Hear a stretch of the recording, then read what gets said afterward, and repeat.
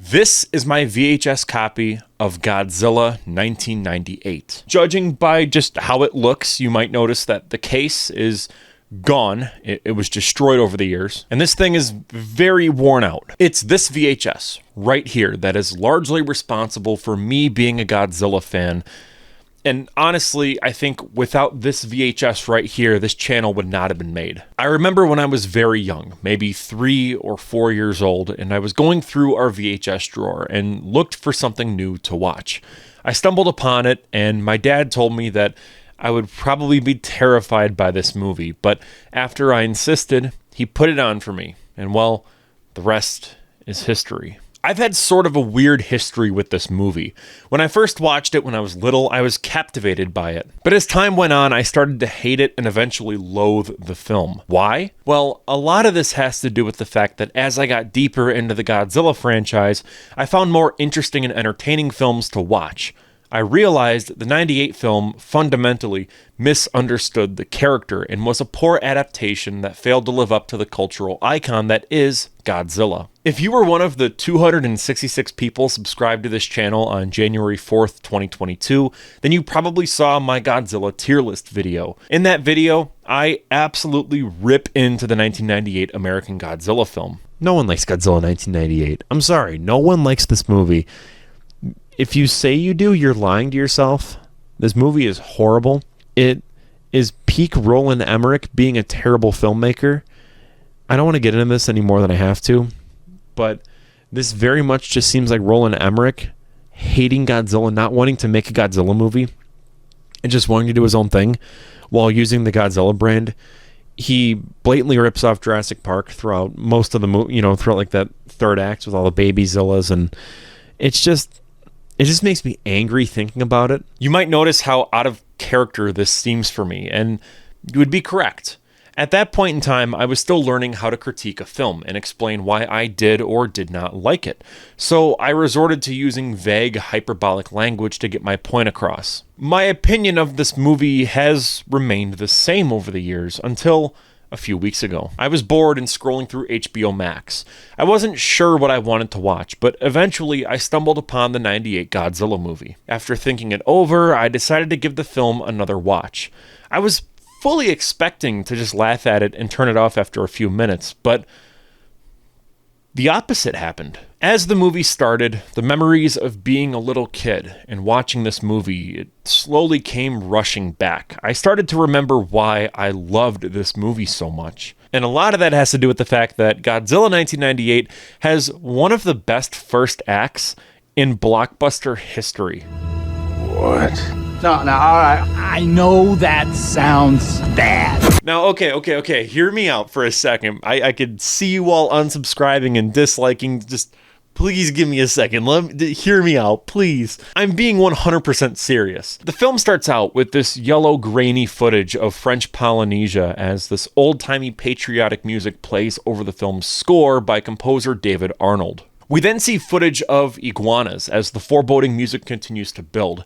It's clear that something horrible is about to happen as the palm trees are wiped out and men in hazmat suits are shown. A man speaking French can be heard speaking over an intercom as we are shown iguana eggs. Finally, we see a plane flying overhead as a nuclear explosion goes off as the iguanas look on. It's one of the best opening title sequences of all time. It's equally as ominous as it is suspenseful.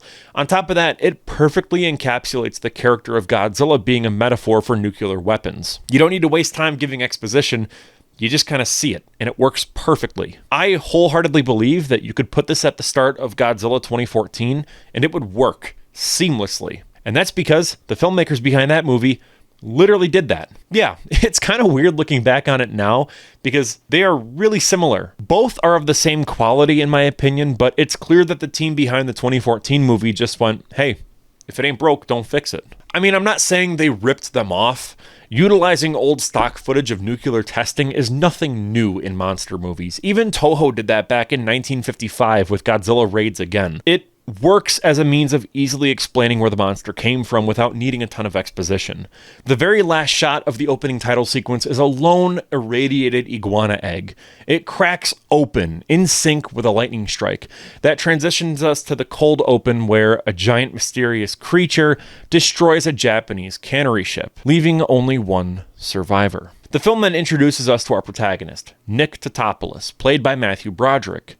He's a scientist working for the US government in Chernobyl, examining the effects of radiation on wildlife, specifically worms. However, he is interrupted by a US State Department helicopter arriving, and he's informed that he's being reassigned to Panama. There, we get a really neat scene where Nick complains to Colonel Hicks that he studies worm samples, and he isn't exactly sure why he's been reassigned to Panama.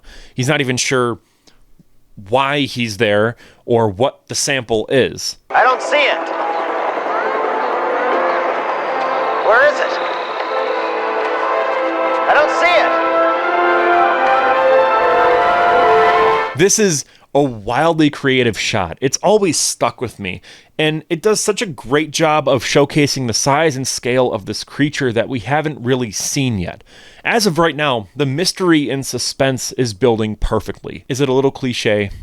Sure. I know that Roland Emmerich gets dragged a lot for having a million different location changes in his first acts. He did it in Independence Day, he did it in The Day After Tomorrow, but I think for a film like Godzilla, it works really well. It's a great way of showing how a monster like this would affect the entire world, rather than just one country. Like, of course, the United States would have their hands in every single nation trying to figure out what's going on, because, well, that's just what we do.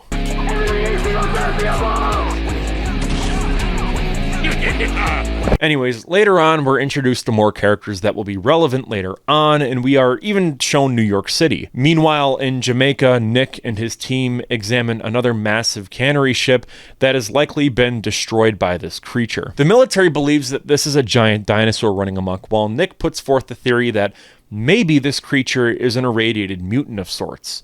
Again, the imagery and scale here is absolutely top-notch. The film is doing such a great job of making the audience just want to know what the monster looks like. The music also sells this mystery as well. At times, it feels like a John Williams score. We see yet another fishing boat destroyed just off the eastern seaboard, hinting that this creature is getting closer and closer to America. The following morning, an old fisherman named Joe decides to try and catch some fish in the East River as some bums heckle him. In a sequence that was showcased heavily in the film's marketing, Joe thinks he caught a big fish, but quickly loses control of his fishing rod before seeing a massive creature coming towards him. It destroys the dock as Joe runs away from it and just barely survives with his life. In this specific sequence, the visual effects are top-notch. On top of that, the setup, the foreboding, dread of what's going to happen just drives the entire scene. I mean, you know he's not going to catch a fish, right? I think everyone kind of gets that. What makes this work so well is that it feels like a horror movie. You're almost waiting for Joe to get wiped out by this creature. And there's a reason this was featured so heavily in the marketing, because it's just awesome. This creature arrives in New York City and begins causing chaos and destroys boats, cars, and trucks. The filmmakers did a really good job of setting this up. I love the scene where all the New Yorkers feel the footsteps and look around confused before we get this incredible money shot of the creature making his way down the street. However, this is where the film really starts to go downhill, as the kaiju action is constantly being interrupted by characters doing dumb stuff that we, the audience, do not care about. For me, the movie stops being good when Hank Azaria's character is nearly stepped on by the monster. It's almost like an omen of things to come, where the film starts to prioritize gags over actual destruction, and a massive tonal shift happens. From this point onwards, Godzilla 98 becomes a confused mess, where it isn't sure if it wants to be a monster movie, or a comedy, or a Jurassic Park ripoff. We'll get more into these tonal problems later on in the video, but still, it's important to acknowledge how the first 30 minutes of this movie manages to be perfect. Everything, down to the last minute details. It is intriguing, it is foreboding, it is suspenseful, and I don't feel like enough people talk about how good that first act really is. It's everything that a first act in a monster movie should be. Following this rampage, New York City undergoes evacuation procedures as advised by Nick, who suggests enticing the creature with a hefty pile of fish to reveal itself. However, the military's attempt to eliminate it backfires, causing more harm as the creature flees and the military accidentally blows up the Chrysler Building. Nick manages to get a blood sample, revealing through a makeshift pregnancy test that the creature reproduces asexually and is gathering sustenance for its offspring. During his endeavors, Nick encounters his ex-girlfriend, Audrey Timmons, an aspiring news reporter. Audrey stumbles upon classified information and footage in Nick's temporary military setup, unraveling the mystery of the monster's origins. She steals this because she has this aspiration of broadcasting this and making it her big break. But her boss, Charles Kamen, steals the tape and claims credit for the discovery, branding the creature as Godzilla. Exposed by the tape's release, Nick is sidelined from the operation and disavows Audrey. He is then whisked away by the enigmatic French Secret Service agent, I believe it's pronounced RAHHH. He's a really weird character, and I'll just kind of get that out of the way. This whole movie has like really bizarre, stereotypical characters that feel like they're ripped out of The Simpsons. And a lot of that has to do with the fact that like Nancy Cartwright is in this movie, who voices Bart Simpson. And Hank Azaria is in this movie, and he voices a ton of characters on The Simpsons. It's really weird how there's a bunch of, like, Simpsons voice actors in this movie. I know this was very likely intentional, because at that point in time, The Simpsons was, like, massive. But I don't know, it just feels very distracting. Anyways, Felipe, who's the French Secret Service guy, discloses their surveillance of the events to conceal France's involvement in being responsible for Godzilla's creation. Suspecting a nest within the city, they collaborate with Nick to locate and obliterate the nest. Godzilla then reemerges, leading to Nick and Felipe's team discovering a nest of over 200 eggs in Madison Square Garden. As the eggs hatch and the offspring attack, the film quickly turns into a Jurassic Park ripoff where the Godzilla offspring feel more like velociraptors than anything else. There are some really lame bits where Nick knocks over gumballs and makes the baby Godzillas like wipe out. It's like a Home Alone ripoff. It's just really weird, and like I said, it's a tonal mess. It's supposed to be scary, but it's like they tripped over gumballs, like, haha, comedy? Amidst the chaos, Audrey and Nick reconcile, only to face the wrath of the adult Godzilla, determined to avenge its children. A frantic chase ensues through Manhattan, culminating in Godzilla getting trapped in the Brooklyn Bridge, and then it's killed by the Air Force. Okay. With Godzilla vanquished, Audrey severs ties with Kamen and departs with Nick while Felipe retrieves incriminating evidence from Animal's tape before bidding farewell. Meanwhile, amidst the rubble, we see a lone egg and it like hatches and they're like, yeah, this is the dawn of a new chapter in the creature saga, but not really. I mean, there was Godzilla the series and that kicks ass, but beyond that, a proper sequel was never made. So what happened? How did we get here? I know this video is called In Defense of Godzilla 1998, and I get it feels weird that I'm like ripping on it this much, especially considering that, you know, that's the title. But first, I feel like it's important to figure out how the film got to this point and why it's like this. So let's get into the history of this American Godzilla. Despite coming out in 1998, we have to go all the way back to 1983 when Steve Miner pitched Godzilla King of the Monsters in 3D to Toho. Miner had previously directed Friday the 13th Part 2 and Part 3, while also working on films like The Last House on the Left and the first Friday the 13th movie. Toho approved the pitch, and thus work began on the very first American Godzilla. Miner hired Fred Decker to write the film's script. Weirdly enough, Decker wasn't actually a Godzilla fan.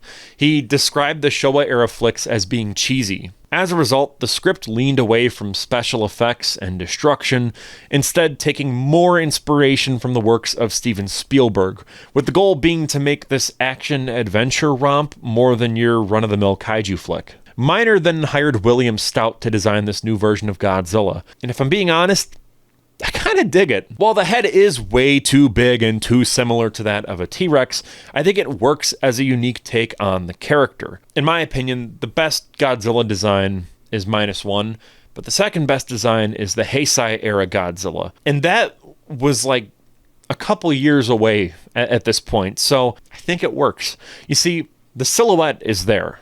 Godzilla has to have a good silhouette. If you can just show someone this, they'll be like, oh yeah, that's Godzilla. The maple leaf spines are there, which is better than the 2014 design. The posture is perfect. Granted, it is hard to tell how this would have looked on screen, as our only point of reference are these promotional pictures with very basic and not so flattering lighting. Looking at the American merchandise and artwork of Godzilla, this is actually pretty close to how your average American in the 1980s would perceive the character. So, again, since this video is filled with controversial opinions, the dislike to like ratio is going to be crazy. I'm already calling it.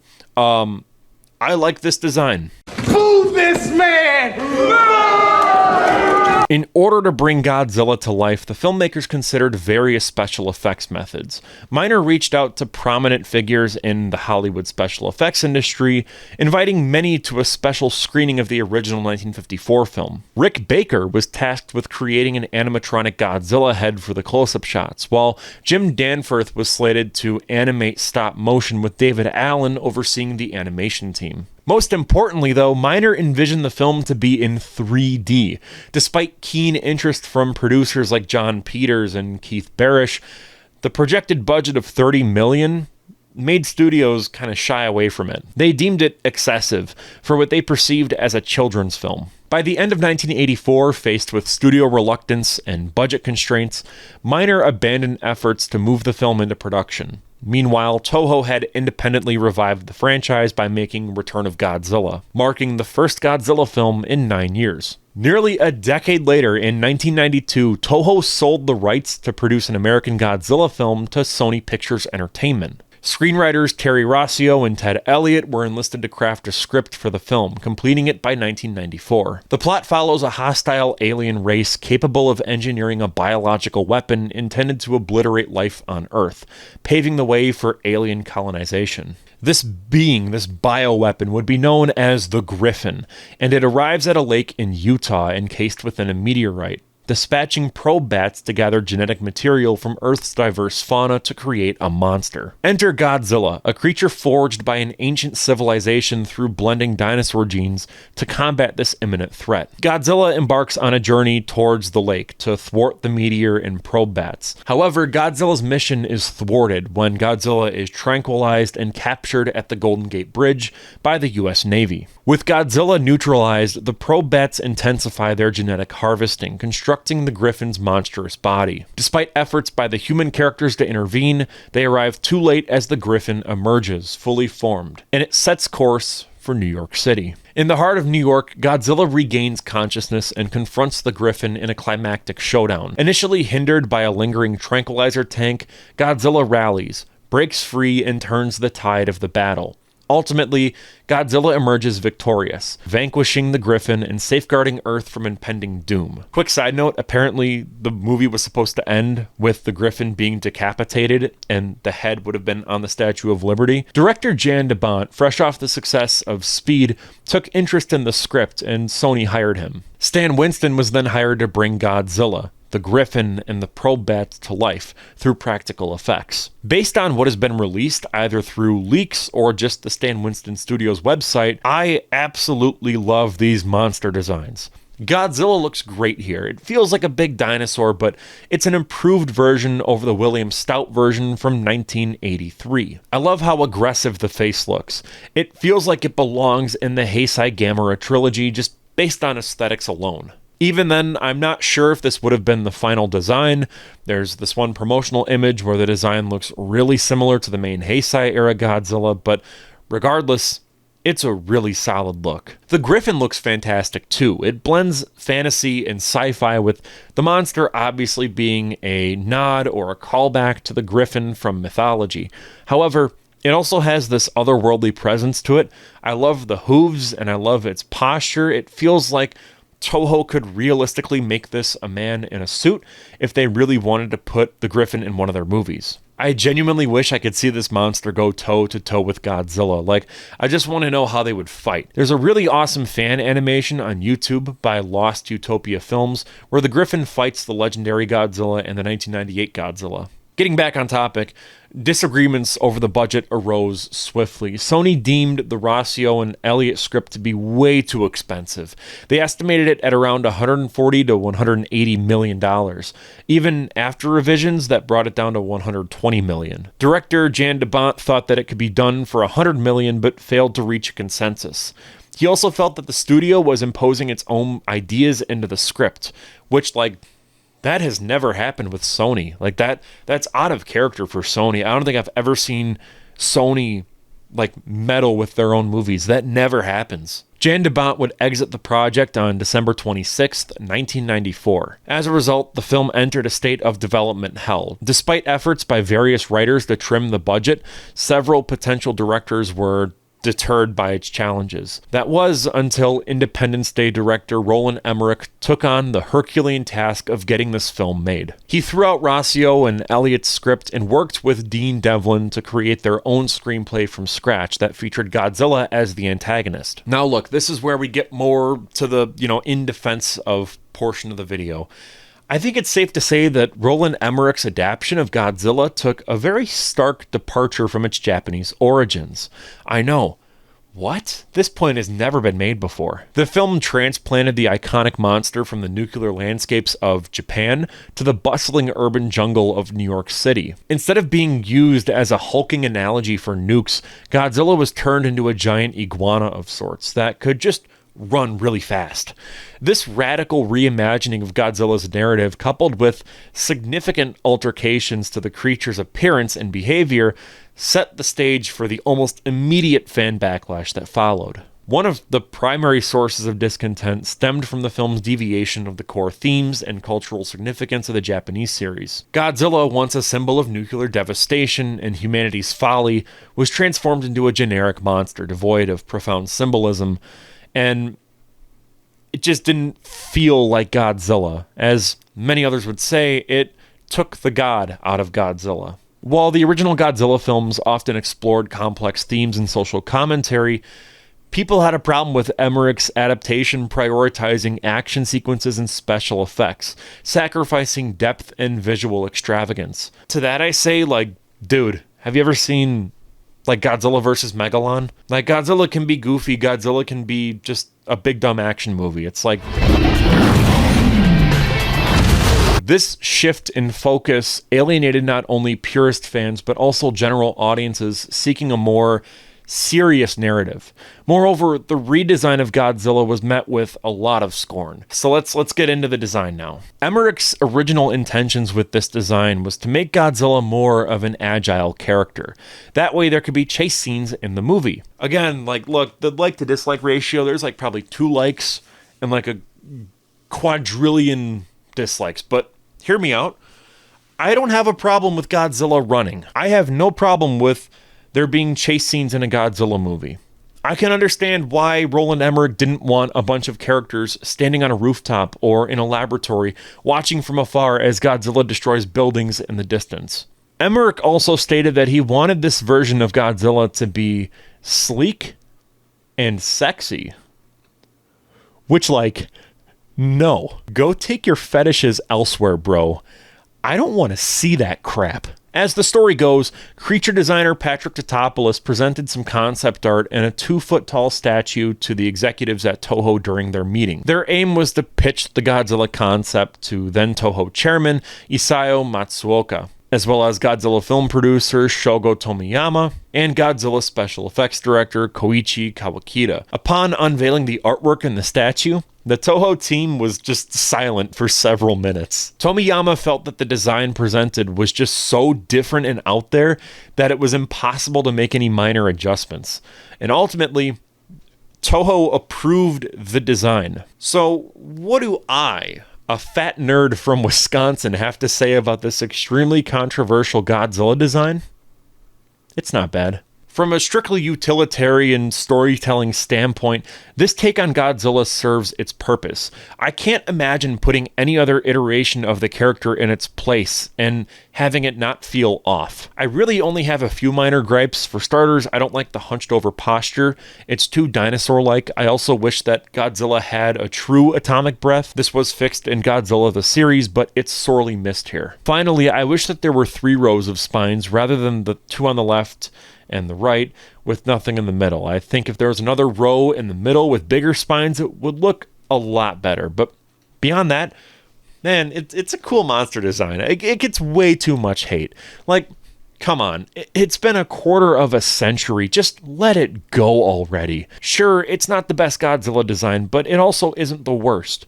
I would take this design over the 1967 Cookie Monster look and even the Singular Point design. I understand why people don't like it, and at the end of the day, this is just my opinion, but I think it's a bold and unique take on the character. Now, I'm sure a lot of Godzilla fans are well aware of the fact that this take on the character would later be turned into a new kaiju named Zilla, and this monster appeared in the 2004 film Godzilla Final Wars, where the Japanese Godzilla fights it and wins said fight in only a few seconds. Notably, in that movie, the filmmakers decided to make the CGI on Zilla look somewhat rough as a means of dunking on Godzilla 98. From my understanding, they just scanned a Trendmaster's toy and based the 3D model around that. However, I actually think that the Godzilla 1998's CG still holds up fairly well by today's standards. Sure, there are some god-awful shots here and there, but there are also some absolutely breathtaking frames that look better than some of the trailer shots from Godzilla x Kong: The New Empire. A lot of Godzilla fans like to label this movie as a CGI fest, and a lot of that has to do with the fact that the Godzilla franchise is so reliant on suitmation and practical effects. However, Godzilla 1998 features a ton of extremely impressive practical effects. The filmmakers had a practical Godzilla suit made, as well as a massive animatronic. Yeah, I ripped on the baby Godzillas for just being ripoffs of the Velociraptors from Jurassic Park, but they still look incredible. These are all practical suits with actors inside them, and let's not even forget the shots of the Chrysler Building and the Madison Square Garden exploding. Those were all done practically with miniatures, and they hold up really, really well. I understand this video is titled In Defense of Godzilla, and it's really hard to defend a movie that even the filmmakers have outright apologized for making. Screenwriter Dean Devlin said, quote, "The first mistake is that we did not commit to anthropomorphizing Godzilla, meaning we did not decide if he was a heroic character or a villainous character.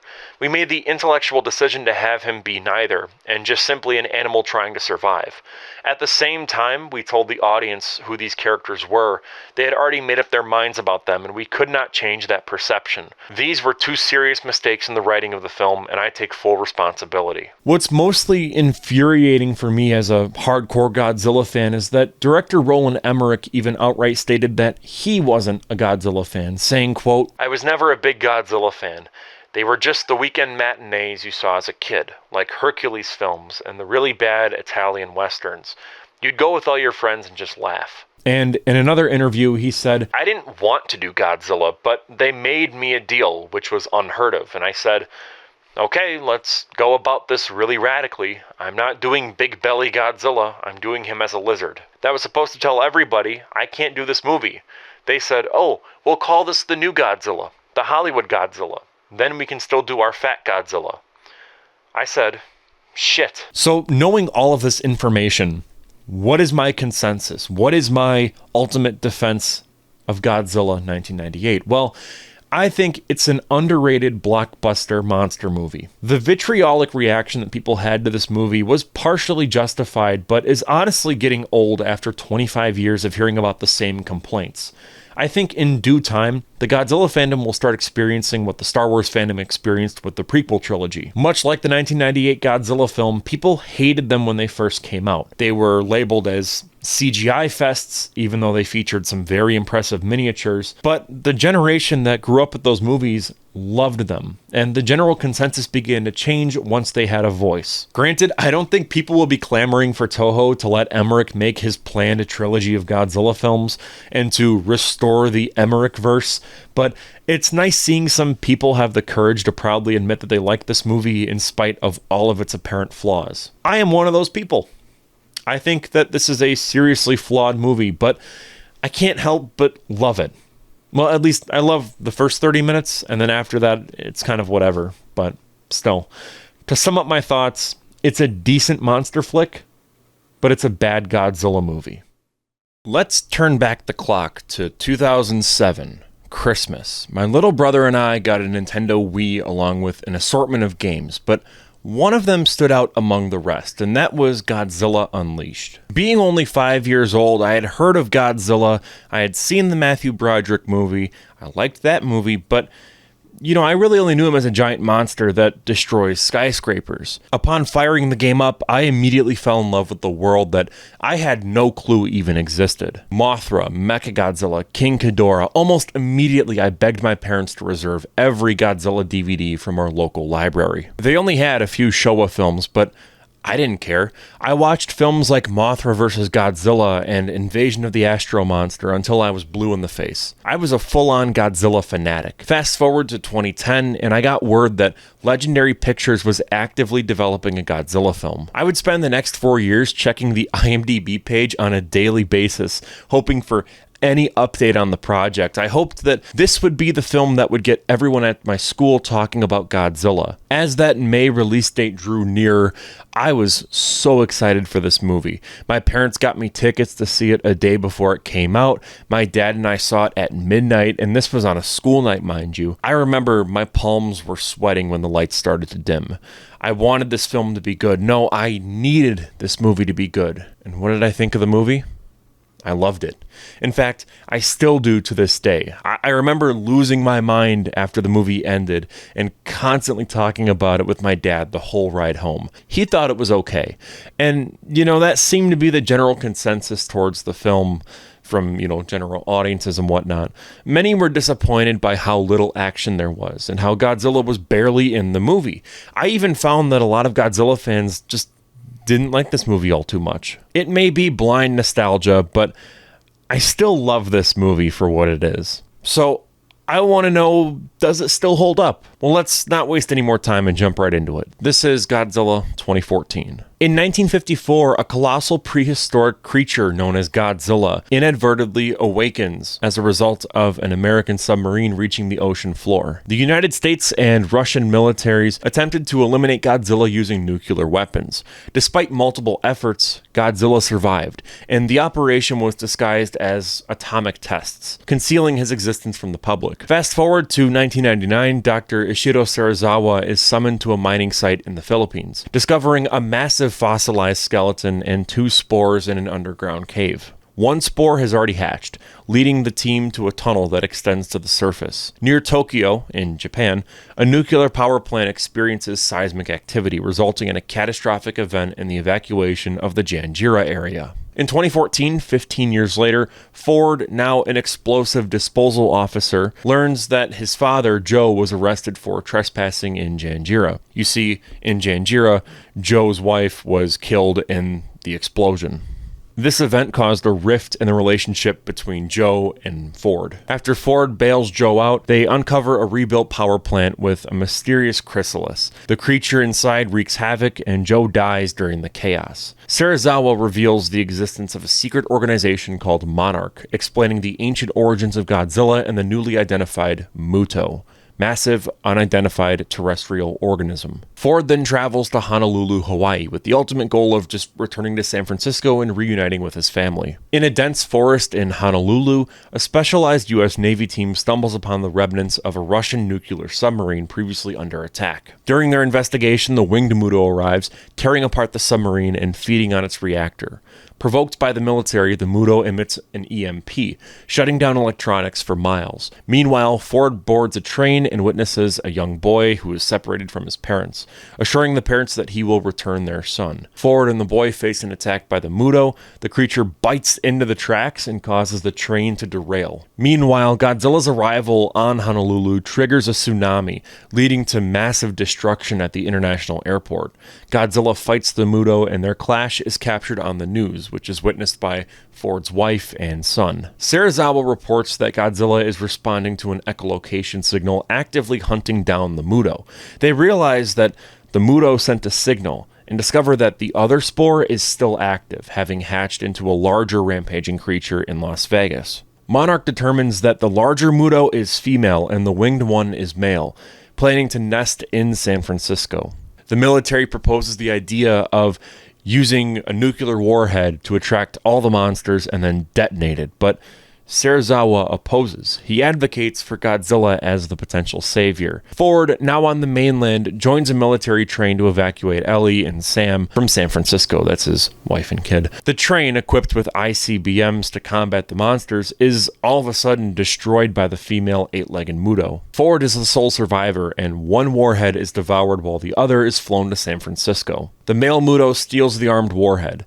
Citizens are evacuated and Godzilla faces opposition from the Navy near the Golden Gate Bridge. Recognizing Godzilla as their potential savior, the military allows him to confront the Mutos. The Mutos meet in Chinatown, building a nest after mating. Godzilla intervenes, causing conflict with the male Muto, and Ford is tasked with a halo drop to retrieve the warhead and turn it off. In one of the greatest scenes in any Godzilla movie, Ford and the team halo drop into San Francisco. They locate the nest just as Godzilla engages with the female Muto. Ford manages to destroy the nest of eggs, attracting the Mutos away from Godzilla. The female Muto attempts to kill Ford, but Godzilla intervenes, saving him. Godzilla defeats the male Muto, but a building collapse temporarily traps him. Ford's team plans to sail the armed warhead into the ocean, away from the population. The female Muto then attacks. It kills the entire crew except for Ford. Attempting to drive the boat out to the ocean, Ford faces the female's EMP field. All of a sudden, Godzilla reappears and saves Ford once again. After a fierce struggle, Godzilla defeats the female Muto by holding its jaw open and then breathing its atomic breath through its mouth. It is incredible. The next morning, Ford is reunited with his family, while Serizawa believes that Godzilla is dead. However, Godzilla reawakens and stands before the human survivors. With balance restored, he roars and then triumphantly disappears into the ocean, leaving humans behind to watch in awe. The making of Godzilla 2014 actually dates all the way back to August 2004. Yoshimitsu Banno, who was known for directing 1971's Godzilla vs. Hedorah, announced plans for a Godzilla IMAX short film that would be in 3D. He secured the rights from Toho, and this project would be titled Godzilla 3D to the Max. It aimed to serve as a remake of Godzilla vs. Hedorah, but kind of loosely. In 2005, Peter Anderson joined as cinematographer, visual effects supervisor, and co-producer. However, financial troubles in 2008 endangered the project. In 2009, they sought backing from Legendary Pictures, and then rumors emerged of Legendary negotiating with Toho to just make an entirely new American Godzilla film. Officially announced on March 29, 2010, Legendary acquired the Godzilla license, planning a film close to Toho's version and very distinct from the 1998 film. Legendary aimed to honor the essential Godzilla elements. Legendary greenlit the project with Banno and the other people involved with Godzilla 3D to the Max as executive producers. Gareth Edwards was announced as director in January 2011. He had previously directed Monsters. It's this low-budget film set 4 years after a giant alien invasion in which two characters must travel from the infected zone in Mexico to the safety of the US border, while dealing with the threat of giant kaiju-sized alien squid monsters. It's a really cool movie, by the way. I recommend checking it out. You can kind of see little seeds of Godzilla 2014 in this, and also his future work on films like Rogue One and The Creator. It was because of his efficient and effective work on Monsters that he was brought on to direct the 2014 American remake of Godzilla. Edwards showed that he had a clear understanding of showcasing the scale of monsters and making them appear larger than life, especially when compared to humans. Edwards also emphasized that this film would be a clear departure from the '98 film, focusing on fan expectations and the significance of getting it right. The film entered development in 2012, but faced some delays. Principal photography began in 2013 in March in Vancouver and concluded in Hawaii in July of that year. Post-production would last up until March 2014, and the movie would be released in theaters on May 14th, 2014. The design of the 2014 American Godzilla is one that I just adore. Apparently, Toho required that this iteration of the King of the Monsters had the trademark spikes and 4 fingers on each hand, likely to avoid the drastically different design that they got with Patrick Tatopoulos for the '98 film. Gareth Edwards wanted his version of Godzilla to feel like what a Toho employee would have seen in real life in the 50s and then described to people making the rubber suits to replicate.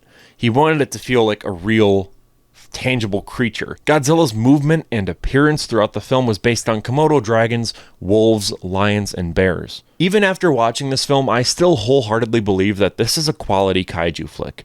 10 years later, it holds up really well. For starters, Gareth Edwards really understands scale. The camera is never flying around in an unrealistic manner. Instead, every shot is filmed in a place where a camera could realistically be, whether that's from the inside of an office building or from ground level. It keeps everything consistent and doesn't feel like you're just watching a video game cutscene. Beyond that, the CGI really holds up compared to a lot of the stuff that's out there nowadays. And sure, the picture quality is way too dark, and I'm hoping that this gets fixed soon, but still, a lot of the potential flaws are expertly hidden because we barely see the monsters during the daytime, and if we do, it's just a small glimpse here and there. I remember when this movie first came out, and a lot of people complained about that aspect of the movie.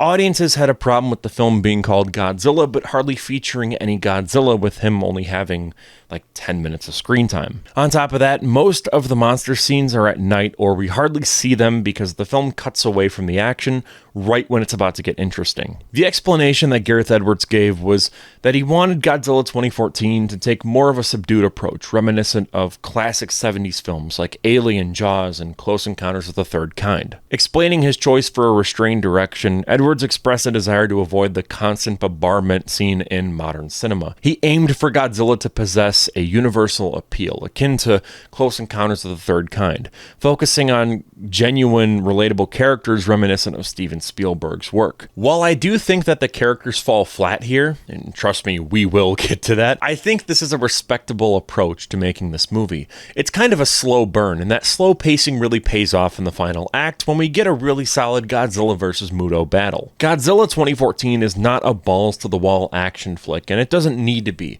If you want a kaiju movie like that, then go watch Pacific Rim or even Godzilla Final Wars, which is probably the most extreme balls-to-the-wall Godzilla movie ever made. I'm not ripping on those two movies, I love those two movies, but this just isn't that type of movie. Now, I understand where Edwards is coming from and why he took this approach, or rather, why he believes he took this approach. But I have an entirely different possible reason as to why we barely get a ton of kaiju action. You see, Edwards comes from the world of indie filmmaking, specifically no-budget filmmaking.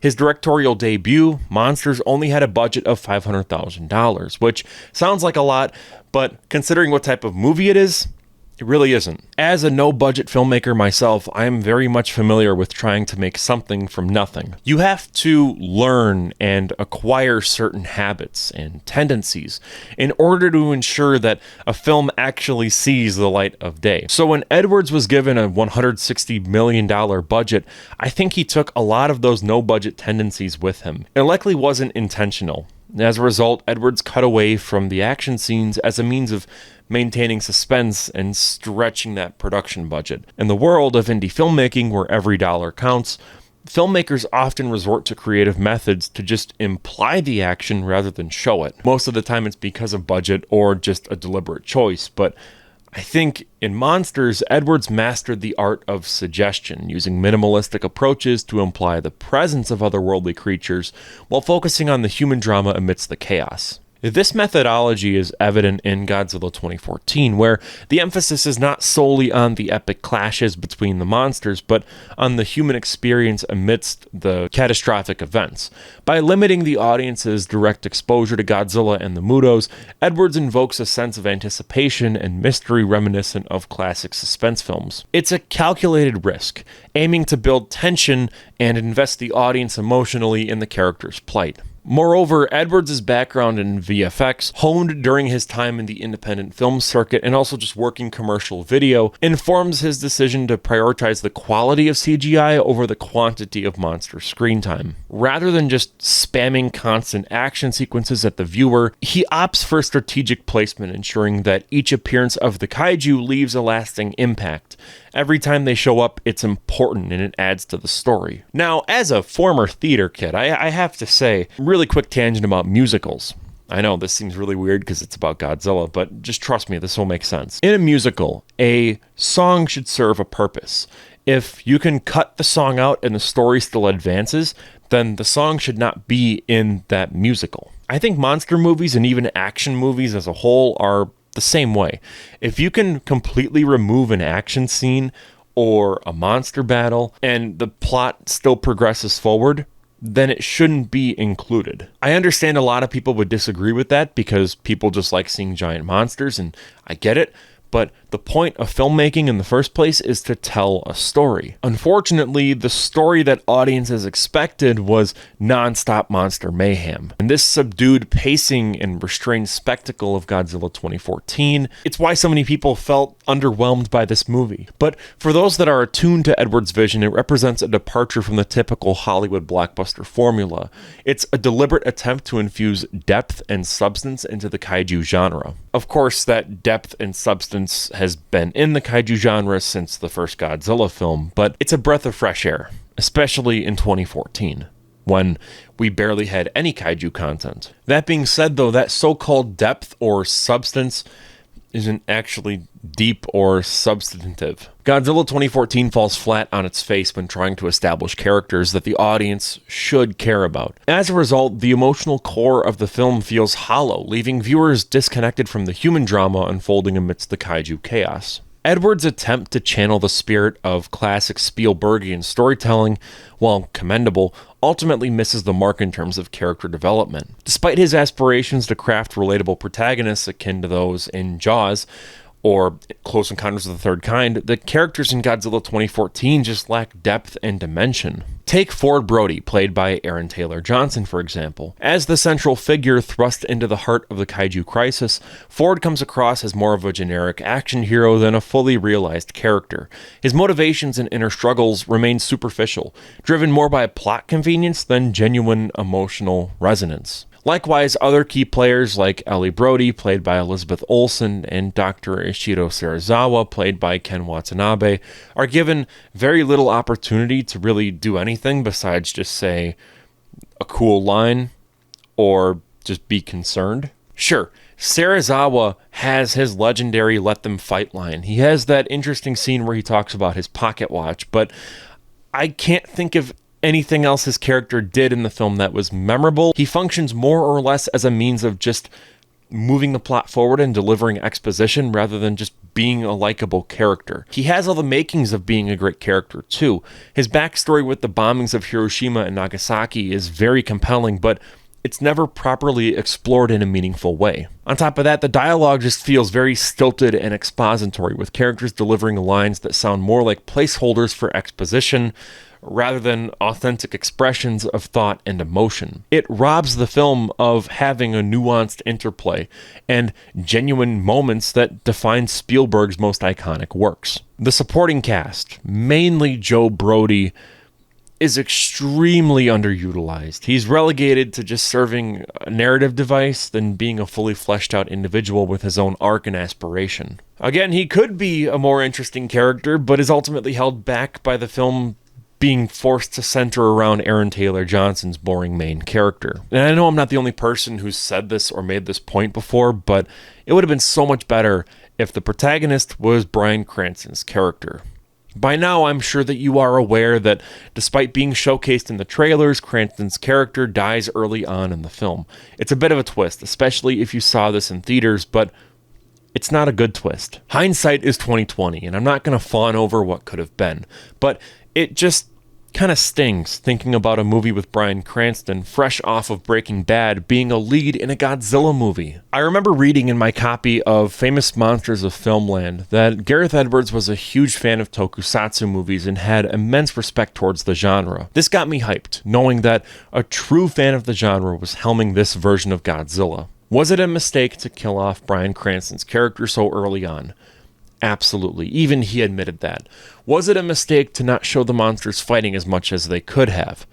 Maybe. The film definitely has a different pace than most modern blockbusters. Gareth Edwards stated in interviews that he wanted to make the movie with the idea of it being a 70s blockbuster rather than a modern-day blockbuster, and this is clearly evident in the slow burn pacing. If anything, it's very much in line with the rest of the Godzilla franchise, especially the Showa-era films. The amount of screen time that Godzilla has in this film is actually more than the majority of the Showa-era films. In fact, he's shown on screen more in this than the original Godzilla 1954 film. I feel like the lack of his screen time is more of a complaint from those who don't simply understand the franchise. I certainly respect Gareth Edwards for making a film that feels slightly out of time. Godzilla King of the Monsters received a lot of flack upon its release for a variety of reasons. An incomprehensible plot, weak dialogue, one-dimensional characters, and a lackluster score. As of right now, the film has a 42% on Rotten Tomatoes, and is the lowest rated MonsterVerse film on that website. It's just not a very good movie.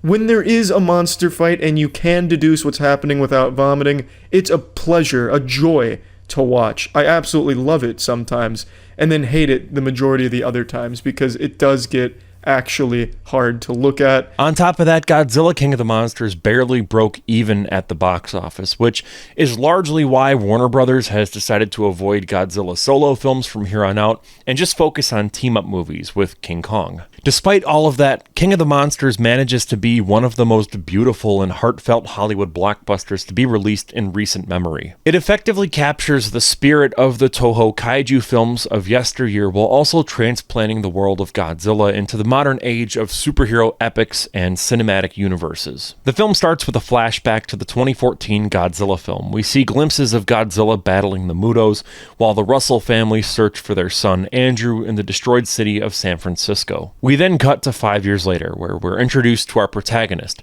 Maddie Russell, played by Stranger Things actor Millie Bobby Brown in her feature film debut. After the passing of her brother Andrew, her parents are now separated. Madison's mom, Emma, played by Vera Farmiga, is taking care of Maddie and working for Monarch as a paleobiologist. Emma has been developing a MacGuffin known as the Orca, which has the ability to control kaijus via bioacoustics. The Orca reminds me a lot of how Titanosaurus is able to be controlled in Terror of Mechagodzilla, and how he's like vulnerable to supersonic waves. For the most part, I think the Orca is a very interesting plot device. It's a great way of focusing the human plotline on the kaijus. But that being said, it does feel like the agency of the monsters is lessened. What I mean is, it feels like the kaijus in Godzilla King of the Monsters are more passive characters than active participants in the narrative. In previous Godzilla films, the monsters often seem to operate with a sense of agency, for the most part, as though they had their own motivations and intentions. Whether it was Godzilla defending the planet from otherworldly threats, or Mothra's instinctual desire to protect the twin fairies. These creatures felt like characters in their own right, rather than mere tools manipulated by humans or aliens. So in short, I like the Orca in the film's plot, but I don't like how it removes agency from the monsters. Getting back to the story itself, the larva form of Mothra hatches, but immediately turns hostile and begins attacking armed Monarch soldiers. Emma manages to get Mothra under control by using the Orca, showcasing how the device works and why it's important to the story.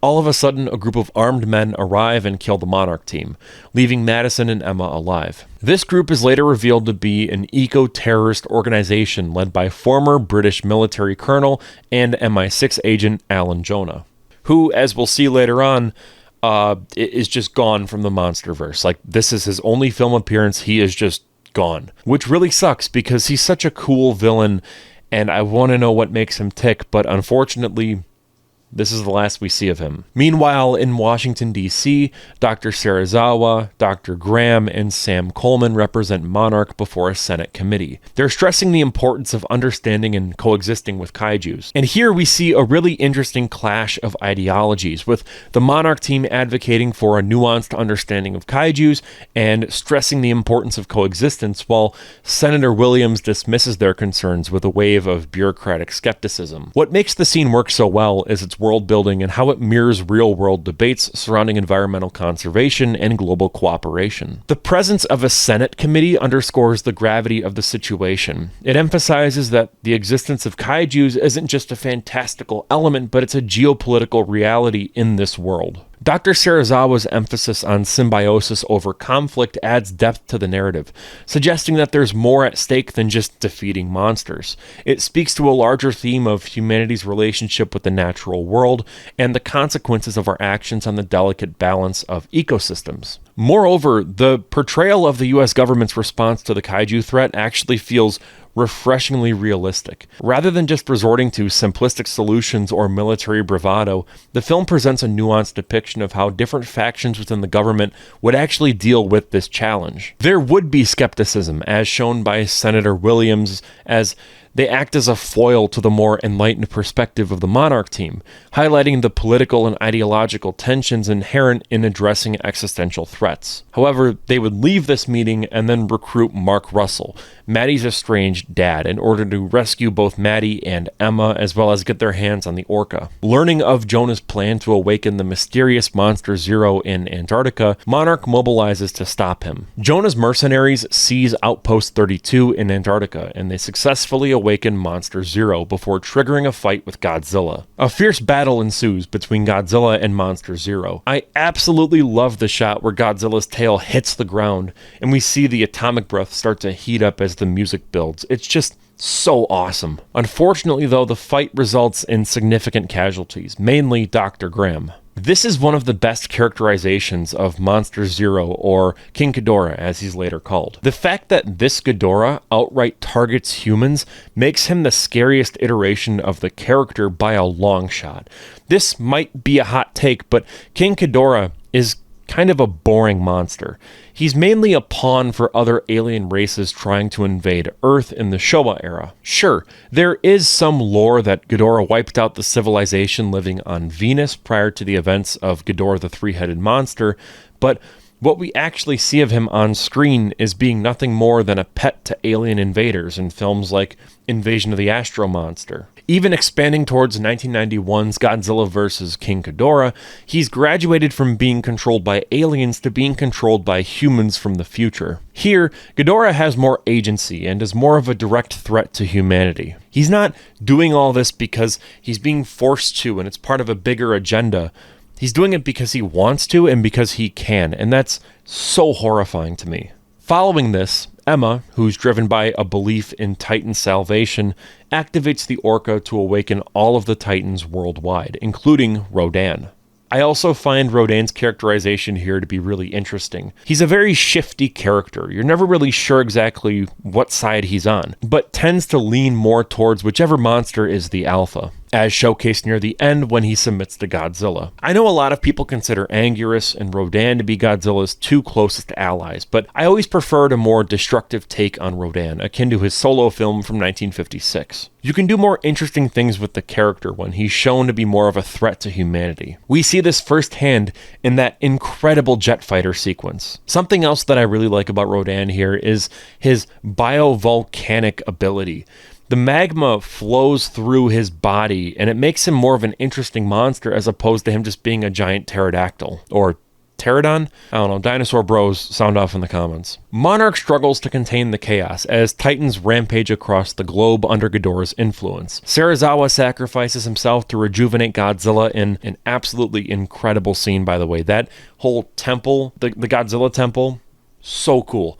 I want to know more about that. I doubt they'll explore it too much, but it is so fascinating to me. I want to see the human-Godzilla connection showcased more in MonsterVerse movies because it is just so compelling. Godzilla ultimately emerges as humanity's last hope against Ghidorah's tyranny. Madison, realizing her mother's folly, intervenes to stop Ghidorah's reign of terror. With the aid of Monarch, Madison disrupts the Orca's signal, luring Ghidorah to a final showdown with Godzilla in Boston. In a cataclysmic battle, Mothra dies, Rodan is injured pretty badly, Godzilla harnesses his nuclear power and Mothra's essence to become Burning Godzilla and obliterate Ghidorah. When this movie was a few weeks out from release, I remember perusing Walmart and seeing a Burning Godzilla toy for this movie and thinking, yeah, right. They're not going to put that in the movie. It seemed so far-fetched at the time that they would actually utilize Burning Godzilla, but they did, and it worked really well. Sure, it's nowhere near as impactful as Godzilla vs. Destroya, but it doesn't have to be, nor should it be. This isn't the god-awful Snyderverse. I don't want Godzilla dying in his second movie. It's just cool to see a visual homage to Burning Godzilla without having to carry all the baggage that comes with it. In the aftermath of the battle, the Titans, now under Godzilla's rule, bow to him and restore balance to the world as the film cuts to credits. Side note, the end credits here are fantastic. We get to see some subtle foreshadowing hinting at what the MonsterVerse still has to offer, like a nod towards Mechagodzilla. On top of that, it also features some really neat tributes to the Toho films, and even the 1956 Americanized version of the original Godzilla movie with a nod towards Raymond Burr's character, Steve Martin. Meanwhile, the music playing in the background is a cover of the Blue Oyster Cult song, Godzilla. It's wild to think that this is the very first time that song has been used in a Godzilla movie, and while I adore the original song, I'm a big fan of this cover. It has System of a Down's Serj Tankian on vocals alongside members of the band Deathclock, and it is just really, really good. This song was on loop for like weeks when it first dropped on streaming. I was hooked on this thing.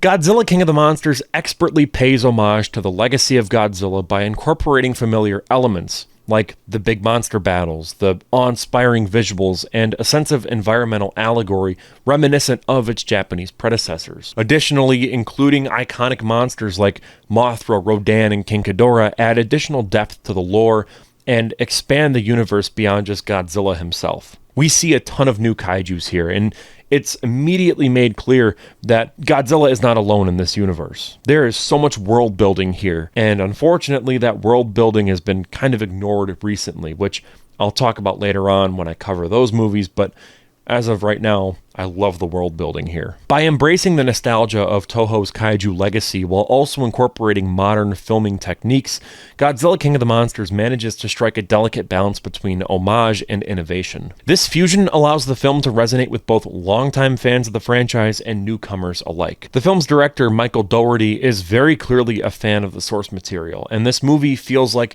the best Godzilla fan film ever made. I mean that as a compliment, by the way. It manages to utilize some of the best aspects of the franchise in a really compact, interesting, and modern way, making it, in my opinion, the perfect starting point for anyone that's eager to get into the franchise but isn't sure where to start. I would argue the 54 film is also like the perfect place to start, and maybe even -1, but with this, you kind of get an introduction to all the key elements. Godzilla, Mothra, Rodan, King Ghidorah. I will admit, though, I was disappointed when I heard that Gareth Edwards would not be returning for this movie, but was so pumped when I found out that the guy behind Trick or Treat and Krampus was helming the project instead. King of the Monsters sort of reminds me of when a band puts out a greatest hits album. Burning Godzilla? Check. Rodan? Check. Mothra? Check. King Ghidorah? Check. Themes of nuclear weaponry and their effects on humanity? Check. The iconic Godzilla theme? Check. Barry McCreary's score for this film is the best out of the entire MonsterVerse. I didn't really mention it while talking about the 2014 Godzilla movie, but I adore Alexandre Desplat's score for that film.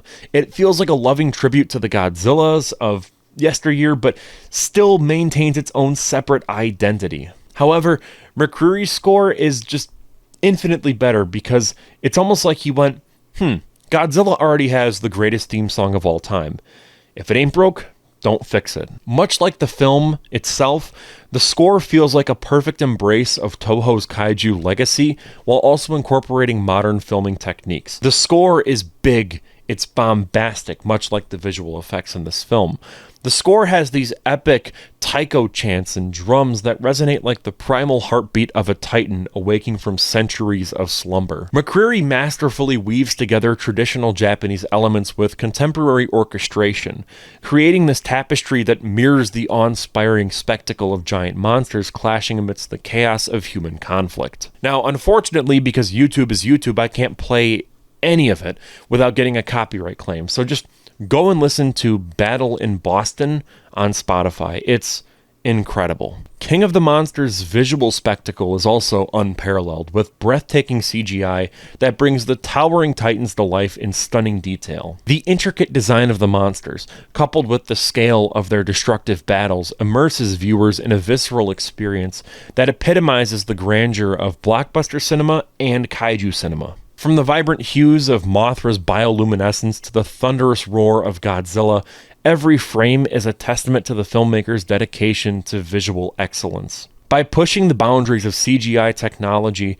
Godzilla King of the Monsters offers audiences a truly immersive experience that transcends the limitations of traditional storytelling. In doing so, it reaffirms the enduring appeal of giant monster movies in the modern era. This movie feels like a Marvelization of Godzilla, and I actually mean that in the best way possible. So a good example of this would be when Dr. Serizawa, Dr. Graham, and Sam Coleman show up to recruit Mark Russell.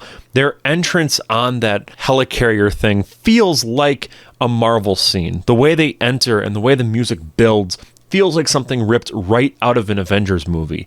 And even then, when they go to that Monarch outpost in the middle of the ocean and they gradually descend downwards, that feels a lot like a Marvel scene, specifically the first Avengers movie when they first go on the helicarrier. Now, if you're someone who doesn't like Marvel movies, then this might very well be a bad thing. I, for one, am indifferent towards them. But when it comes to Godzilla, you have to be big and bombastic. And it just so happens that Marvel movies, at least during this time, were big and bombastic and also very, very successful. Not to mention the film's thematic exploration of humanity's relationship with nature adds a ton of depth to the narrative, elevating it beyond mere spectacle.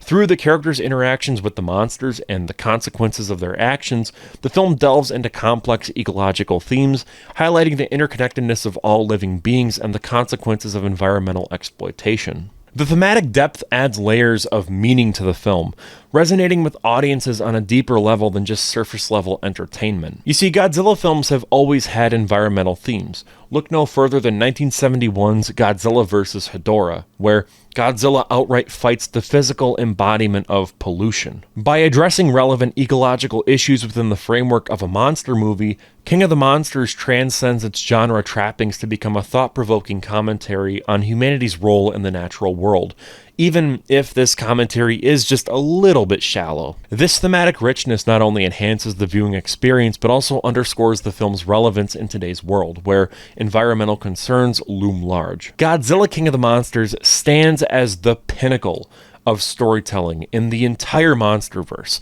I have no idea what they were smoking, but this movie does not deserve its criminally low Rotten Tomatoes score. Through its spectacular visuals, thematic depth, and epic scale, the film captures the essence of wonder and awe with its titans in a way that is truly unforgettable. As audiences are swept up in the epic battles and breathtaking imagery, they're reminded of the boundless possibilities of cinema and the enduring power of storytelling to evoke a sense of wonder within all of us.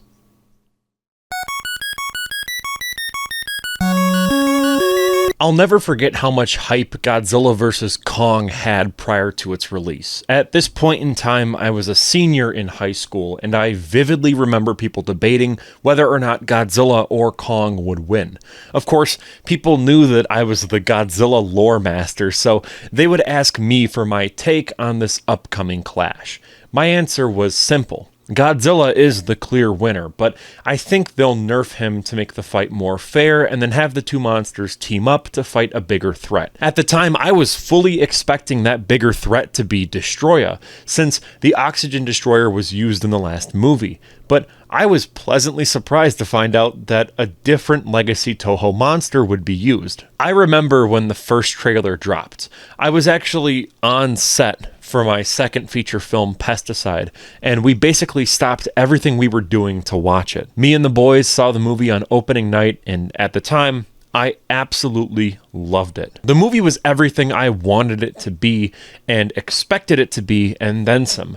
However, as time dragged on, I realized that the magic was wearing off, and I wasn't all that big of a fan of the movie. But I still loved it in spite of all the issues that I had with it. So, without wasting any more time, let's get right into it. This is Godzilla vs. Kong. The film starts with Kong waking up on Skull Island as The Air That I Breathe by the Hollies plays. He walks around and does Kong things before throwing a tree at the sky, revealing he's actually in a biodome of sorts. Monarch has been confining Kong in a simulated habitat dome where a young orphan named Gia has been bonding with him through sign language. It's revealed that as a result of King Ghidorah, Skull Island has been ecologically ravaged by storms, and the Iwi natives have been wiped out as a result of that and partially the Skullcrawlers. Meanwhile, in Pensacola, Florida, Godzilla appears and begins wreaking havoc. While this does appear out of character for the Big G, he's mainly targeting Apex Cybernetics Laboratory. Apex is sort of a stand-in for Elon Musk and his various tech companies. Even the film's human villain, Walter Simmons, is very much an Elon Musk-type character. Anyways, amidst the chaos, Bernie, an Apex Cybernetics employee and conspiracy podcaster, uncovers sinister activities, which gives a reason as to why Godzilla is attacking. They're building a machine to replace Godzilla, but what is that machine? Well, we'll find out later. The public's trust in Godzilla wanes, prompting Apex's CEO to pledge protection against the Titan. I think you know where this is going. Meanwhile, Madison Russell, spurred by her father's dismissive stance on Godzilla, teams up with her friend Josh to uncover the truth behind Godzilla's aggression and Apex's secrets. Elsewhere, Walter recruits Nathan Lind, a Hollow Earth theorist, to harness its energy against Godzilla. Reluctantly, Nathan enlists Kong's aid, persuading Eileen Andrews and Gia to guide them. Their journey leads to confrontation when Godzilla attacks on open water. And this is one of my favorite scenes in the entire movie. I was so worried about Godzilla being nerfed in this movie in order to make the fights more fair, but this sequence showcases that Godzilla is more than capable of outright killing Kong without any issue, especially when he's in the water. There are so many points where Kong nearly dies, and I was shocked the film even went that far. He's very clearly supposed to be the protagonist, and we're supposed to root for him, and Godzilla is kinda sort of the bad guy up until the end, so seeing them go this far was fantastic in my opinion. The only reason that Kong even survives this fight is just by playing dead. Lind and the team then go to Antarctica, where they seek Kong's entrance to the Hollow Earth. Kong is reluctant and confused, but Gia ultimately points him in the right direction, and they end up in Hollow Earth. Now, I, for one, love this concept, and I love the world within our own world, but I know that some people really, really hate this. One of the bigger complaints that I've heard is that people say there's natural sunlight, and that's a massive plot hole because how can there be sunlight in the center of the Earth? But the explanation in the official Godzilla vs. Kong art book makes a lot of sense. The book says that there's a storm above acting like a fake sun, giving everything a natural glow. It adds to the mystery and it makes the whole thing feel even more fantastical, which is perfect for a movie like this. And also it's like, it's a world in the center of our world. It's a hollow earth. Like, come on. Like, there's giant monsters in this movie. The fact that that is too unrealistic for you kind of concerns me. Some people have also argued that this take on Hollow Earth retcons the Hollow Earth that was talked about in Godzilla King of the Monsters. Now, I would argue that it's not so much a retcon as it is a natural progression of the lore within the MonsterVerse. In King of the Monsters, we were introduced to the concept of Hollow Earth as a series of interconnected tunnels beneath the Earth's crust. But in my opinion, I don't think that was necessarily true. That was just Monarch's theory at the time. It was an incomplete theory.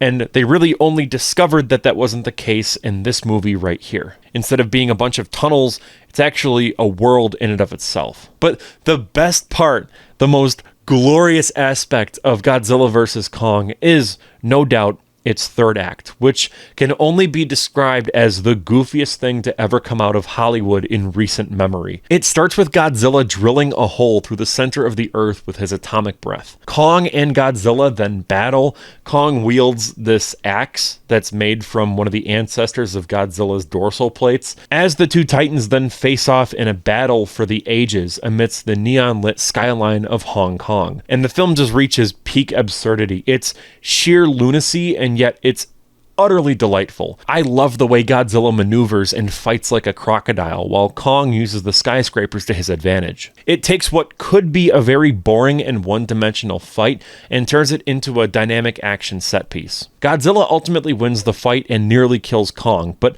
their battle shifts when Mechagodzilla, controlled by Ghidorah's essence, emerges. It's basically revealed that this is what Apex has been building. They've been making a Mechagodzilla. Kong's revival, aided by a surge of energy, turns the tide in the battle, as Godzilla was getting his ass kicked here, but he and Godzilla managed to defeat Mechagodzilla in a fantastic sequence. Never in my life did I think I would get to see Kong decapitate Mechagodzilla, but here we are. After the fight, Godzilla and Kong go their separate ways, ushering in a new era of peace among Titans as Kong rules Hollow Earth and Godzilla rules the Earth. Godzilla vs. Kong certainly takes a page out of the playbook of the later Showa-era films of the Godzilla franchise, like Godzilla vs. Gigan and Godzilla vs. Megalon. These films were known for their outrageous plots, over-the-top action sequences, and a general sense of gleeful absurdity. Not a bad thing, mind you.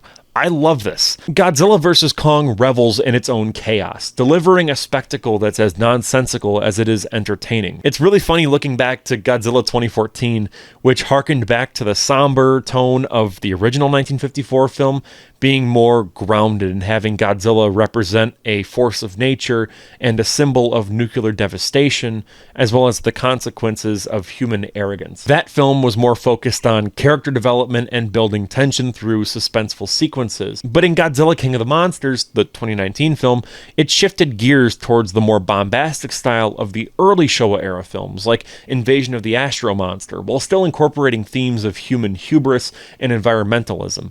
It ramped up the monster action and embraced the fantastical elements of the franchise. The inclusion of multiple classic monsters like Mothra, Rodan, and King Ghidorah signaled a return to the epic monster battles that defined the series, but Godzilla vs. Kong takes all of this even further by throwing caution to the wind and fully embracing the campy, over-the-top spirit of the later Showa-era films. The plot becomes increasingly absurd, featuring telepathic control, Hollow Earth expeditions, and a robotic Mechagodzilla powered by the consciousness of King Ghidorah. It's a far cry from the grounded approach of the 2014 film, but it aligns perfectly with the zany charm of its Showa predecessors. Godzilla vs. Kong is directed by Adam Wingard, and I will admit that I was incredibly skeptical upon hearing that he would be helming the project. The only other films from his filmography that I've actually seen are The Blair Witch and Death Note, and both of those I just did not like whatsoever. From my understanding, he also directed some segments for the first two VHS films, and while I love the VHS movies, I was also just hesitant because even those can be a mixed bag. However, I think he did a decent job, but this is a bit lackluster in terms of scale. In Godzilla vs. Kong, the visual effects undoubtedly stand out as a highlight, showcasing the epic clash between the two iconic titans in stunning detail. Yet, despite the spectacle, the film falls short in capturing the same sense of scale that was expertly executed in Godzilla 2014 under the direction of Gareth Edwards. One of the defining features of Edwards' approach to Godzilla was his meticulous attention to scale. Through carefully crafted cinematography and clever framing, Edwards emphasized the sheer enormous size of Godzilla and the Mutos, making every encounter with the creatures feel truly monumental. From the towering skyscrapers that served as a backdrop to Godzilla's epic battles, to the deliberate pacing that allowed for moments of quiet awe. Godzilla 2014 masterfully conveyed the magnitude of its titular monster. Camera placement also played a really big part too. In Godzilla 2014, the camera was never in a place where a cameraman couldn't realistically be. The same can't be said for Godzilla vs. Kong, which has the camera whipping around like a video game cutscene. There's just a noticeable lack of emphasis on the scale of the monsters. The film certainly delivers on the spectacle front, with epic showdowns between Godzilla and Kong that are visually stunning. However, the cinematography often feels more focused on delivering flashy action sequences rather than conveying the enormity of the creatures. I also think the overall pacing and editing of Godzilla vs. Kong can sometimes hinder the sense of scale. Rapid cuts and frenetic action sequences prevent the audience from fully appreciating the size of the monsters, leading to moments that are somewhat diminished in comparison to the awe-inspiring spectacles of both the 2014 film and King of the Monsters. Another aspect that really falls flat for me is the film's score by Tom Holkenborg, also known as Junkie XL. The score, with its jarring notes and uninspired melodies, fails to capture the essence of Godzilla, instead feeling more like a cheap imitation of the iconic compositions by Akira Ifukube. Firstly, Junkie XL is known for his high-energy and electronic sound. It just doesn't mesh well with the grandeur and gravitas of Godzilla. His bombastic and frenetic compositions, while well suited for action movies like Mad Max Fury Road, which is a movie I adore and will probably do a video on soon, feel out of place in a Godzilla movie where a more orchestral and traditional approach would have been more appropriate. Furthermore, the score lacks originality and fails to leave a lasting impression. Rather than crafting themes that are unique to the monster versus Godzilla, Junkie XL's compositions come across as generic and forgettable. They lack the emotional depth and thematic resonance that defined Ifukube's iconic scores, leaving the audience longing for the stirring melodies and haunting motifs that have become synonymous with the King of the Monsters. This specific sentiment is echoed by the numerous fan edits on YouTube, where fans have replaced his score with the classic Godzilla themes, and it results in a vastly improved viewing experience. The fact that so many fans feel compelled to seek out alternative scores speaks volumes about the inadequacy of this score. Despite Junkie XL's intentions to create a Godzilla theme that lived and breathed the history behind monster movies, the end result just falls short of capturing the essence of the character. And instead of emphasizing the power and majesty of Godzilla, the score feels disjointed, and it fails to evoke the awe and wonder that should accompany the appearance of the iconic monster. Hooray! That was great, Squidward! All those wrong notes you play made it sound more original. What? I didn't play any wrong notes. Yeah, see, you're playing it like this. When ordinarily it goes like this. I'm partially doing it in the key of A minor myself.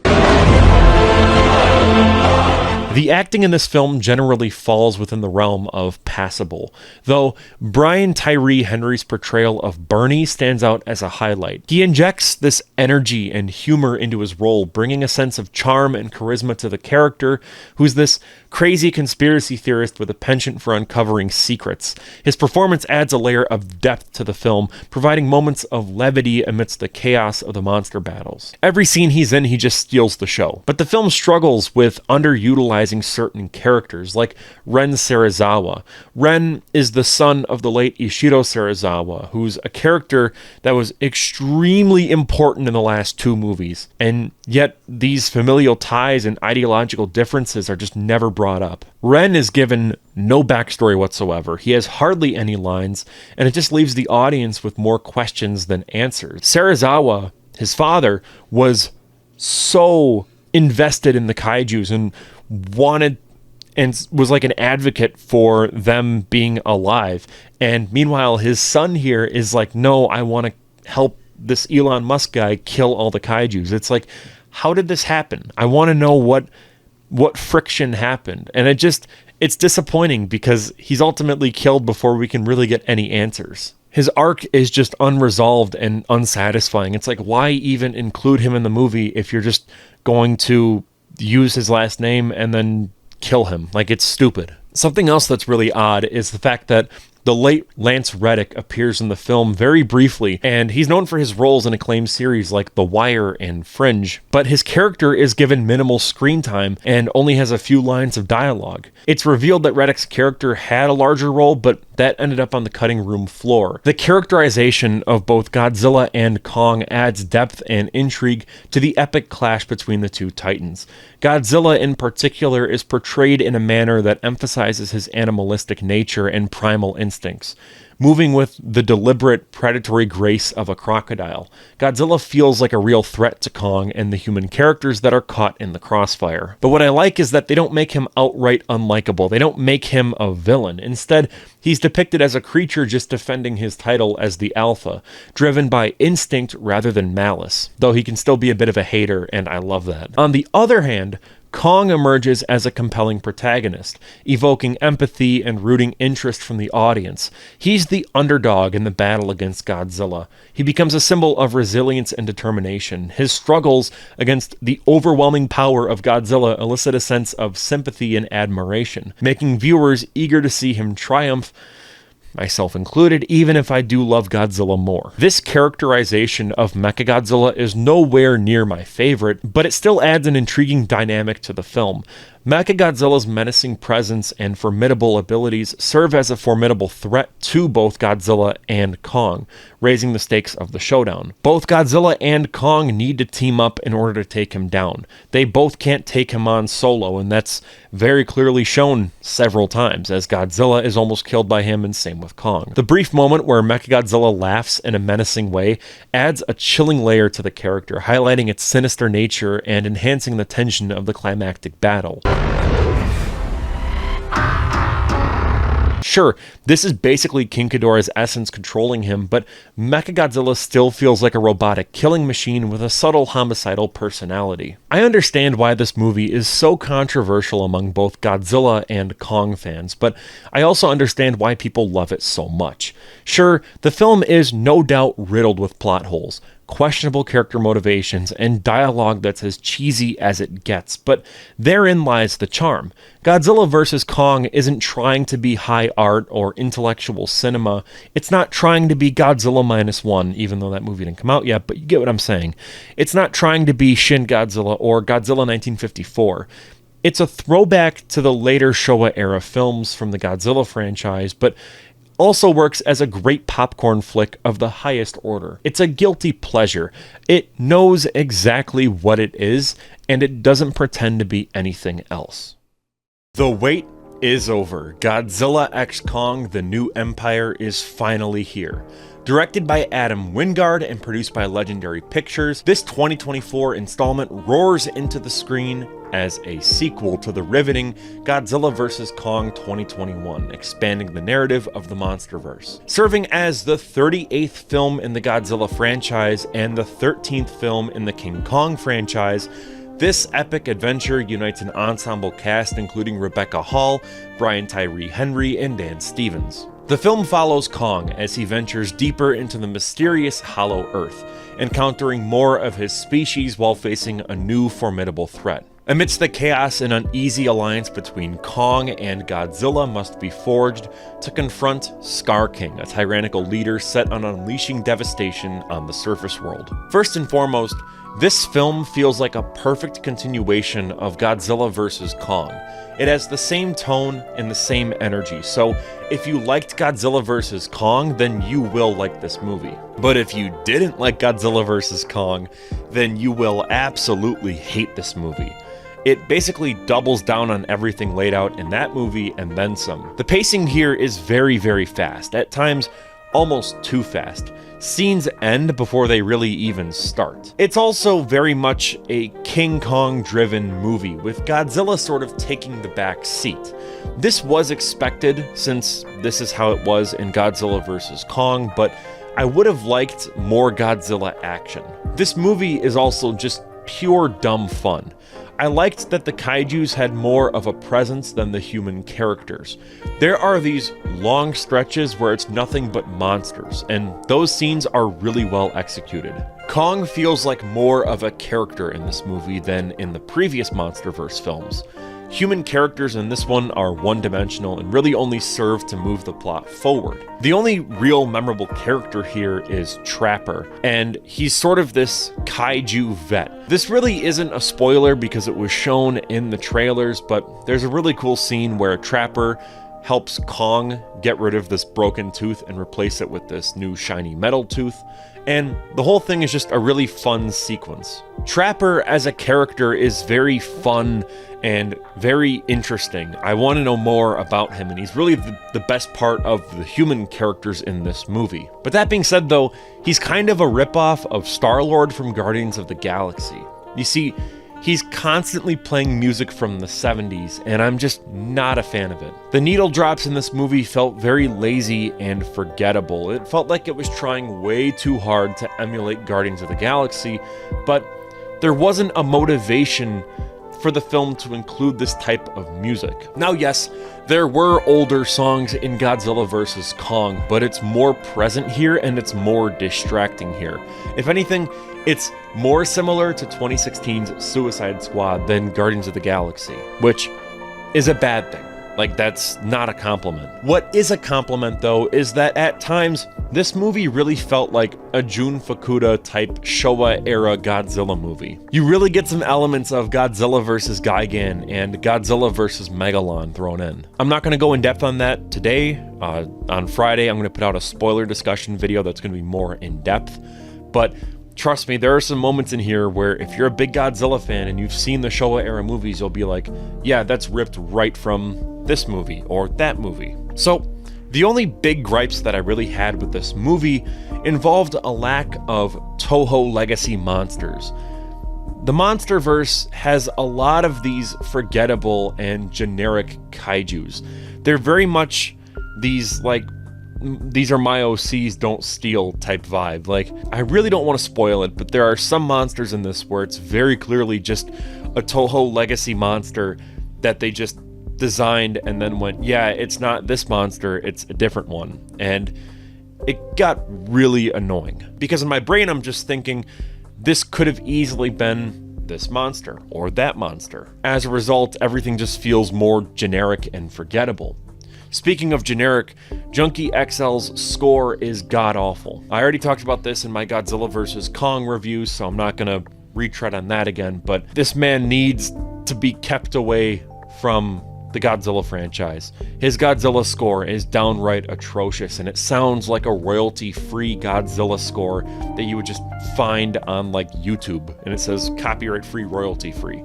It's not good. Hooray! Hooray! That was great, Squidward. All those wrong notes you play made it sound more original. What? I didn't play any wrong notes.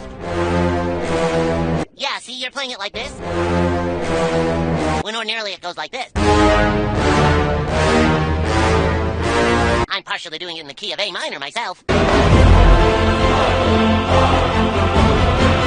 Please, for the love of all that's holy, bring back Bear McCreary or even Alexandre Desplat, because this is getting ridiculous. Stop being a coward and use the iconic Godzilla score. There's a reason it's one of the most memorable themes in all of film history. Anyways, the cinematography was pretty bad at points. It might have just been the theater that I saw this movie at, I don't know, but there was this weird chromatic aberration vignette that was on the corners of every single shot with the monsters in it, and it just made everything feel cheap and fake. And I don't know what could have caused this. I don't know if this was the projector, if it was the movie. If it was just the projector, then ignore this part. But if it was the movie, it was super distracting, because anytime that popped up, it was during a visual effects scene. And so as a result, it was like my brain just went, yeah, this is fake, because I see this chromatic aberration and it looks awful. But beyond all of that, if you're just looking for a good time and to just turn your brain off and watch monsters punch each other for almost 2 hours, then this is the movie to see. Now, I wouldn't be a bit surprised if a bunch of reviews for this movie mentioned Godzilla -1. And to the reviewers that do mention -1, I have to say that you're an absolute idiot. It's comparing apples to oranges.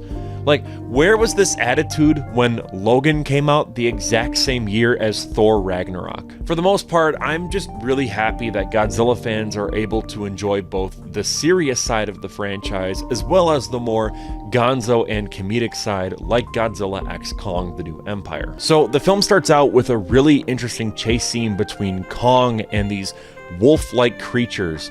I really like that they showcased the fact that Kong is this experienced hunter. He's able to set up traps and outsmart these animals. This makes him appear almost human-like, and it makes the audience want to root for him more.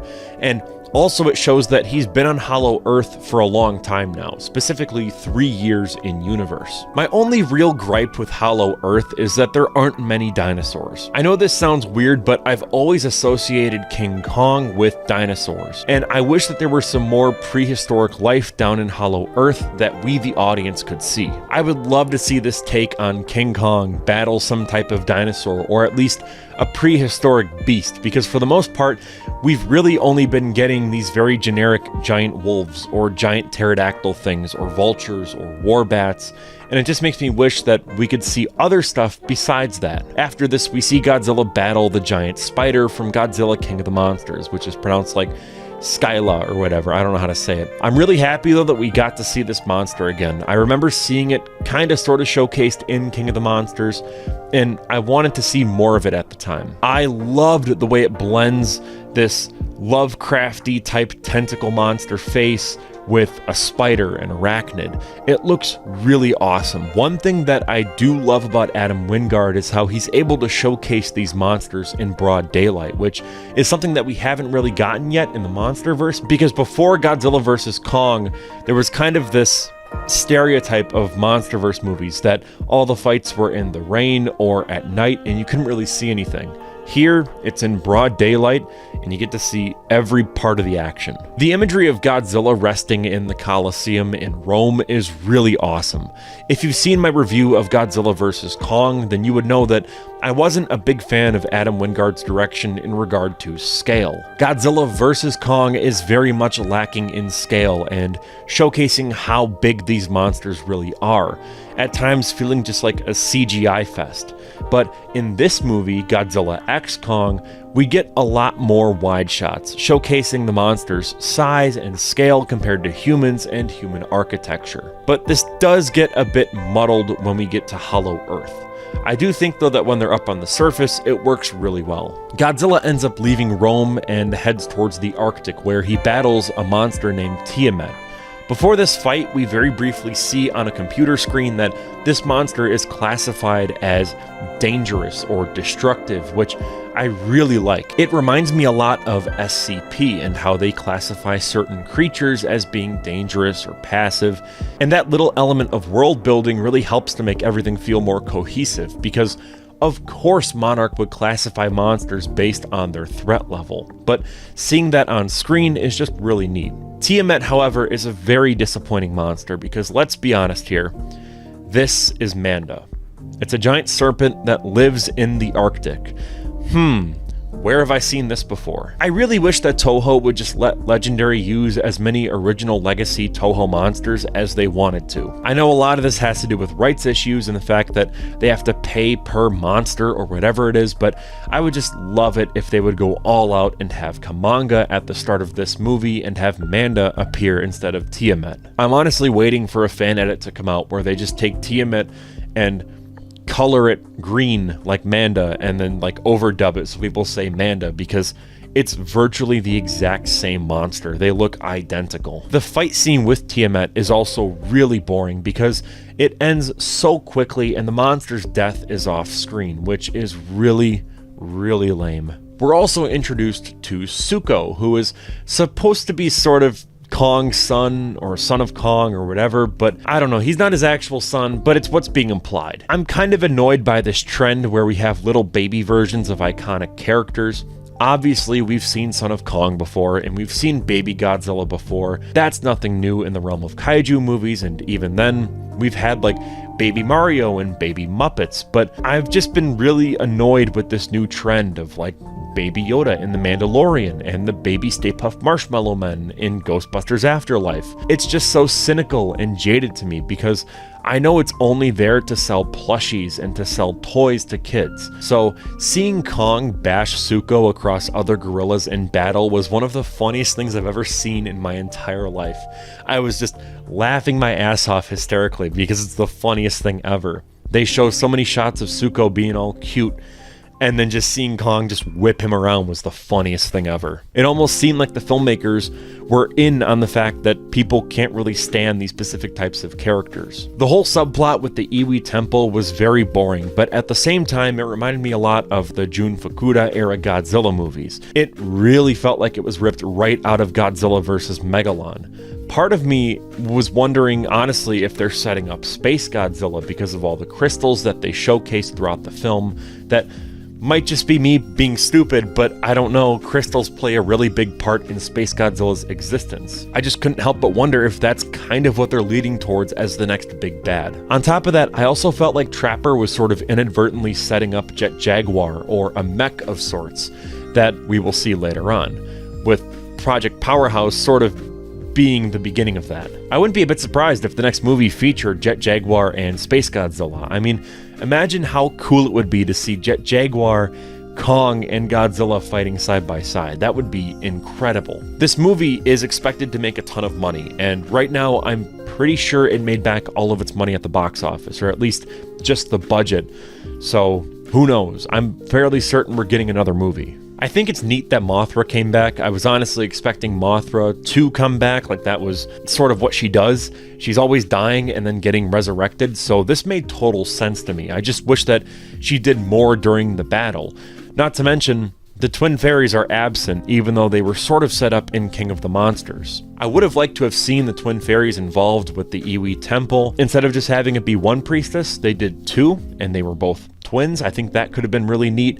Could have just been an offhanded, reference, but I don't know. I think Mothra should always be accompanied by the twins, the Twin Fairies, and she wasn't here, and that was kind of disappointing. I thought that Scar King was a really cool villain. I loved that red and white color scheme, as well as the bone whip that he had. He was somewhat intimidating, but at times it just felt like I was watching a Planet of the Apes movies, especially with the scenes of him and Kong interacting in Hollow Earth. The scale is just non-existent. So as a result, it's just Planet of the Apes. Like, that's all I'm really seeing here. He also just didn't feel as big as, say, King Ghidorah or Mechagodzilla. Like, it just felt like it was a nobody. I know that I keep saying this, but having a legacy monster here would have taken the film farther. He just doesn't feel like a substantial villain. Maybe taking Shimo and making Shimo a different monster could have also helped, because Shimo was very disappointing. Like, I wasn't a big fan of the design, if I'm being completely honest. The CGI was really rough, and the glossy skin texture made it seem really fake. I don't know how they could have improved this. Part of me was like, yeah, let's get a legacy monster in here, pair him up with Scar King. That way Godzilla can have a monster to fight that's from his own lore, and King Kong doesn't really have a monster like that, so maybe Scar King could be that monster, but I don't know. Maybe make it Anguirus or Baragon and get rid of the freezing abilities, and maybe make it Heat. I'm not sure, but Shimo just didn't work for me and was kind of forgettable. The final battle was pretty cool. I liked how they killed off Scar King. It reminded me a lot of the Sub-Zero fatality from Mortal Kombat. Finish him.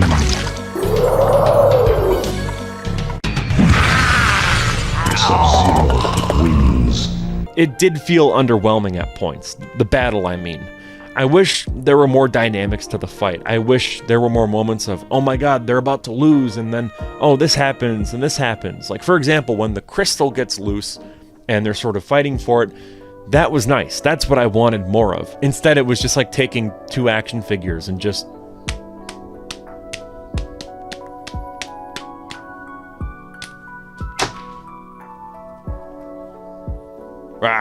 Like, yeah, it's cool and it's fun and all, but I I don't know, I just wish that there was more substance to it. It just got boring after a while, and it overstayed its welcome. Now, this isn't me complaining that the movie isn't serious.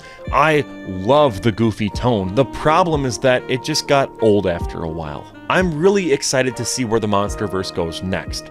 Like I said, it's very likely that we'll get another movie since this one performed really well at the box office as of me recording this video.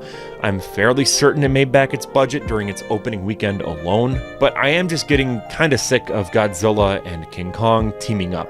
I wish they would just make more solo movies or even just more movies in general to flesh out the world a bit. Make a Rodan solo movie, make a Mothra solo movie, or even just take an original monster and sort of base something around that. Just do something to flesh out the world beyond just Godzilla and King Kong. But either way, I enjoyed this movie a lot. I thought it was pretty fun in spite of some of the issues I had with it. Let me know what you thought down below in the comments. What was your favorite fight between all the monsters?